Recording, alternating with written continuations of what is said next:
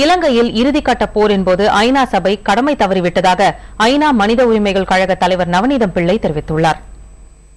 ஜெனீவாவில் நடைபெறும் ஐநா மனித உரிமைகள் மாநாட்டில் பேசிய நவநீதம் பிள்ளை, போர்கள் மற்றும் பொருளாதார தேக்க நிலையால் கடைநிலையில் உள்ள மக்களுக்கு அடிப்படை உரிமைகள் மறுக்கப்படுவதாக கூறினார்.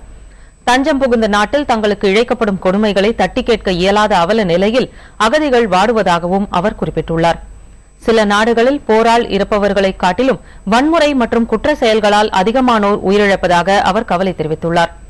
இலங்கையில் இறுதிக்கட்ட போரின் போது ஐநா சபை அமைப்பு ரீதியில் தோல்வியடைந்துவிட்டதாக நவநீதம் பிள்ளை குறிப்பிட்டார்.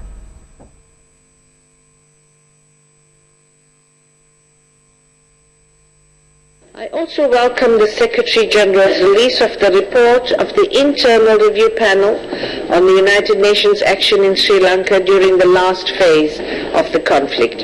The report concluded that there was a systemic failure on the part of the United Nations. It is a powerful reminder that the United Nations, wherever we are, has a duty to live up to the principles and standards.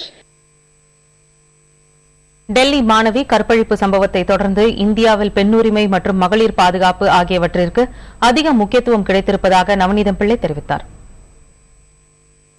I commend the special committee appointed by the Government of India under the leadership of Chief Justice Verma for its groundbreaking report and hope its vision and recommendations will be translated into real action on the ground and better protection of women from rape and other forms of sexual assault.